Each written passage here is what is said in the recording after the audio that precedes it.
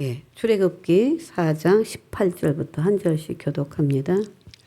모세가 그의 장인 이드로에게로 돌아가서 그에게 이르되 내가 애굽에 있는 내 형제들에게로 돌아가서 그들이 아직 살아있는지 알아보려 하오니 나로 가게 하소서. 이드로가 모세에게 평안히 가라 하니라. 여호와께서 미디안에서 모세에게 이르시되 애굽으로 돌아가라. 내 목숨을 노리던 자가 다 죽었느니라. 모세가 그의 아내와 아들들을 나귀에 태우고 애굽으로 돌아가는데 모세가 하나님의 지팡이를 손에 잡았더라. 여호와께서 모세에게 이르시되 내가 애굽으로 돌아가거든 내가 내 손에 준 이적을 바로 앞에서 다 행하라. 그러나 내가 그의 마음을 완악하게 한즉 그가 백성을 보내주지 아니하리니 너는 바로에게 이르기를 여호와의 말씀에 이스라엘은 내 아들 내 장자라. 내가 내게 이르기를 내 아들을 보내주어 나를 섬기게 하라 하여도 내가 보내주기를 거절하니 내가 내 아들 내 장자를 죽이리라 하셨다 하라 하시니라. 모세가 길을 가다가 숙소에 있을 때에 여호와께서 그를 만나사 그를 죽이려 하는지라. 십보라가 돌칼을 가져다가 그의 아들의 포피를 베어 그 발 앞에 갖다 대며 이르되 당신은 참으로 내게 피 남편이로다 하니 여호와께서 그를 도와 주시니라. 그때 십보라가 피 남편이라 함은 할례 때문이었더라. 아멘. 아멘. 예. 오늘 이 출애굽기 4장 말씀을 통해서 위기 때 있어야 할 것 세 가지에 대해서 살펴봅니다. 오늘 우리의 삶 속에는 순간순간에 위기가 있고 또 큰 위기도 있고 또 작은 위기도 있습니다. 근데 그 위기 속에서 오늘 모세와 오늘 그 아내 십보라를 통해서 오늘 우리가 있어야 될 것 세 가지를 살펴보므로 오늘 우리가 항상 신앙의 영적인 무장을 하며 나아가야 되겠습니다. 이제 모세가 하나님이 부르시고 하나님께서 쓰시겠다 할 때 많이 거절했었습니다. 그러나 이제 하나님의 부르심에 이제 응답하고 아내와 두 아들을 데리고 이제 애굽으로 돌아가는 그 내용입니다. 근데 그 모세가 이제 하나님의 그 말씀대로 애굽으로 그 돌아가려고 하는 그 과정 속에서 모세의 가정에 위기가 생긴 겁니다. 그것은 생명과 관련된 일이었습니다. 그래서 가족 중에 누군가를 죽이려고 하는 겁니다. 그러니까 이것은 하나님께서 보내신 그런 천사가 모세의 가정에 급습한 것으로 오늘 본문을 통해서 보면 알 수 있습니다. 근데 어떤 모양으로 어떤 방식으로 온지는 알 수 없죠. 그러나 생사가 오가는 긴박한 순간이 벌어진 겁니다.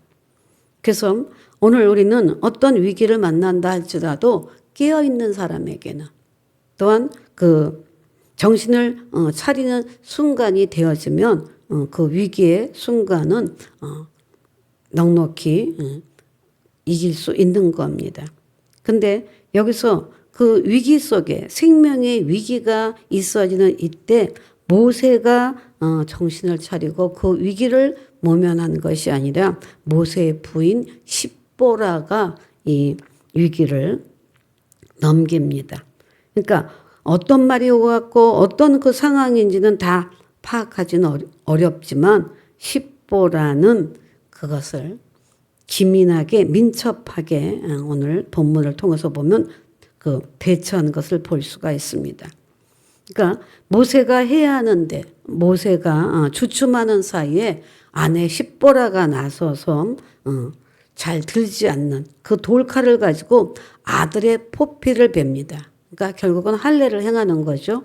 그러니까 할례는 누가 해요? 원래는 남자가 할례를 집행하겠죠. 근데 뭐 이제 급하니까 십보라가 나서서 아들의 포피를 베서 할례를 해서 모세의 발에 던지면서 당신 나의 피남편이다 라고 선언을 하는 것을 볼 수가 있습니다. 그러니까 가정에 닥친 이 문제. 근데 여자는 정말 약하다고 해도 어머니는 강하다는 말이 어떻게 갑자기 그 십보라가 그것도 그 아내, 그러니까 여자의 그 몸으로 여자의 생각으로 이런 그 아들의 그 할례를 포피를 벨라고 생각했느냐 하는 것입니다. 24절 다시 봐도 모세가 길을 가다가 숙소에 있을 때 여호와께서 그를 만나서 그를 죽이려 하신지라 그랬어요. 그러니까 이제 애굽으로 가고자 이제 장인 이도로의 집에서 이제 나와서 떠나서 가는 과정 속에 이렇게 여호와께서 그를 만나서 그를 죽이려 하신다 그랬어요. 여기서 그는 누군지 모릅니다. 정확하게 몰라요. 모세일 수도 있지만 모세의 장자인 게르솜일 수도 있습니다. 근데 여기서 누구인지는 자세히 모르지만 오늘 모세라고 한다면 모세는 이제 애굽에 가서 사명을 감당하지 못하겠다고 했던 상황인데 그래도 이제 하나님의 보내심에 순종하고 손에 지팡이 들고 나가는 그런 상황인데 하나님이 굳이 길 가는 그 모세에게 죽이고자 했겠는가? 우리는 이렇게 생각해 볼 수 있습니다. 그러니까 정말 모세를 죽이려고 한 것인가? 아니면 다른 이유가 있는 것일까? 아마 하나님의 계획이 있었겠죠. 그 때문에 모세가 됐든 장남 게르손이든 하나님께서 이렇게 가족을 격려해야 되는 상황 속에 죽이려고 하는 계획 속에는 하나님의 우리가 미처 알지 못하는 그런 계획이 있을 거라는 거죠. 오늘 우리의 가정에도 마찬가지요. 어떤 개인의 위기나 또 가족의 위기나 또 우리 교회나 이런 모든 그 위기라고 하는 그 위기에는 옛날에 아브라함을 하나님이 시험했던 적이 있잖아요. 그래서 그 이삭을 바쳐라. 결국 이삭을 죽이라는 얘기거든요.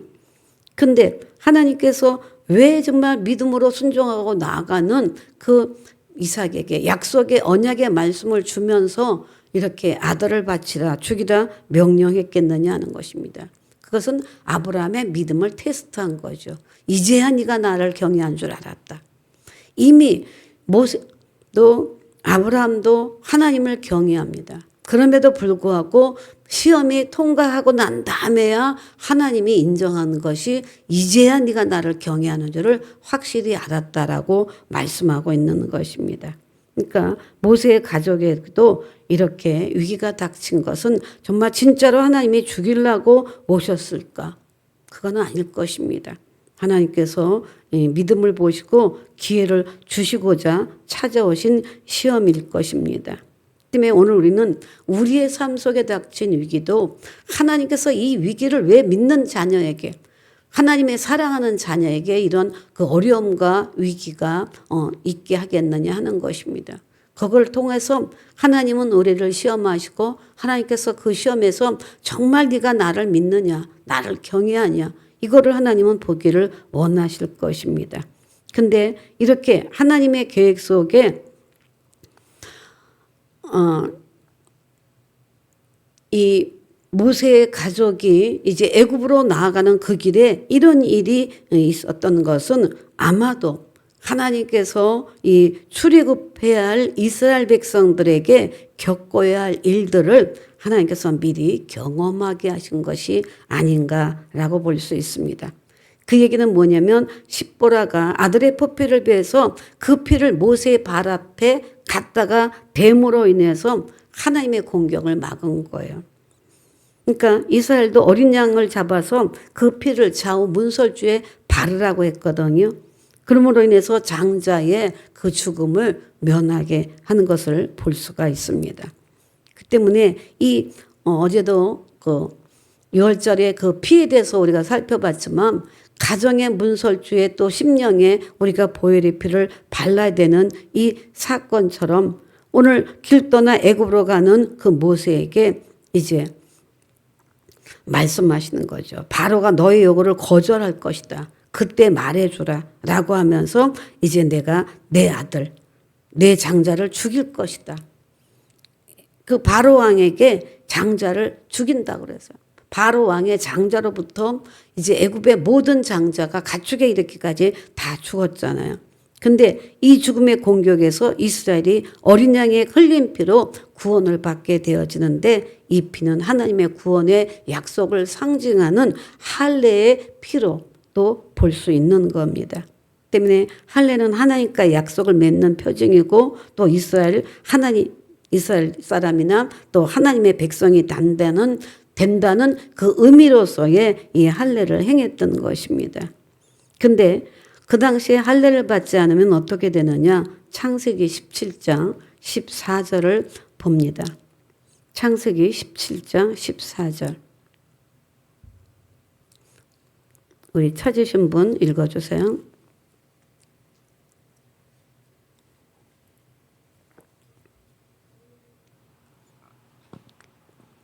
할례를 받지 아니한 남자 곧 그 포피를 베지 아니한 자는 백성 중에서 끊어지리니 그가 내 언약을 배반하였음이니라. 예, 할례를 받지 않는 남자, 포피를 베지 않는 남자는 백성 중에서 끊어진다는 거예요.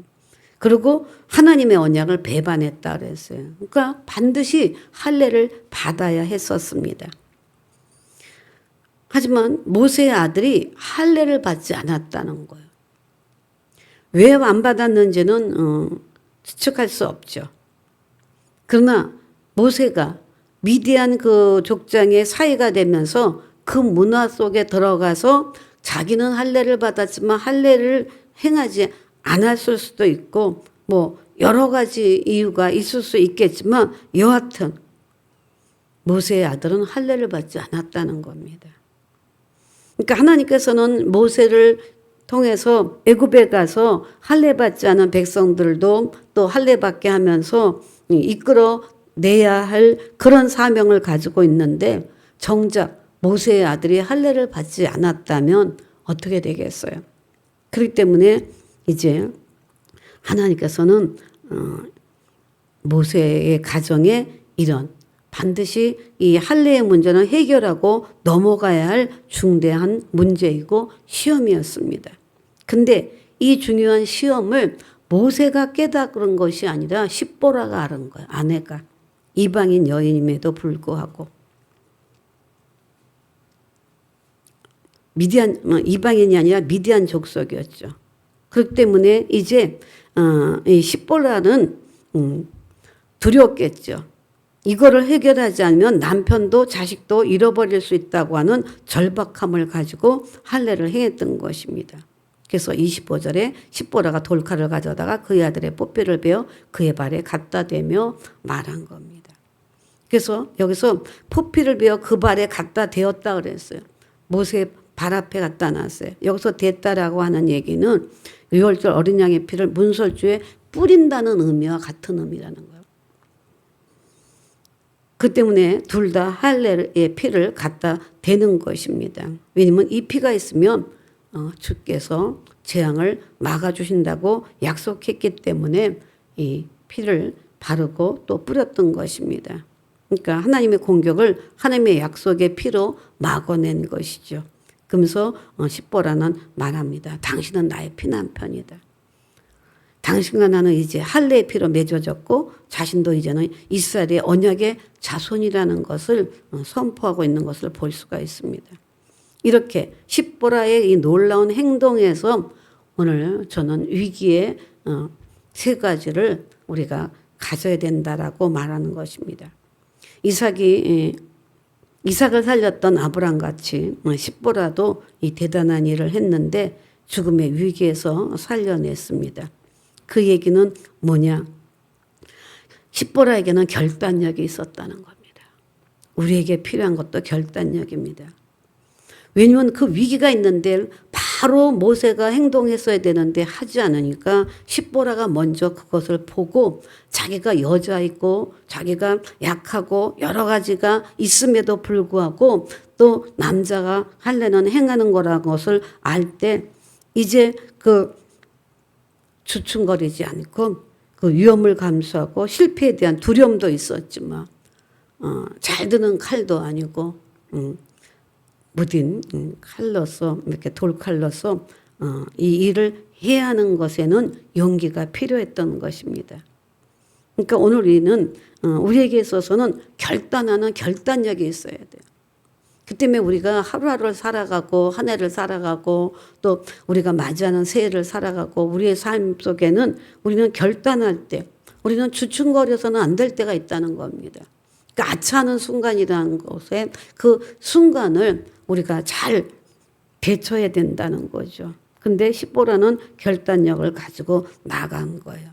그래서 이 결단력, 오늘 선택은 피할 수 없기 때문에 우리는 이 결단은 반드시 해야 되는데 주춤하지 않고 기회 놓치지 않고 하나님의 뜻 안에서 우리는 담대한 결단력을 가져야 될 줄로 믿습니다.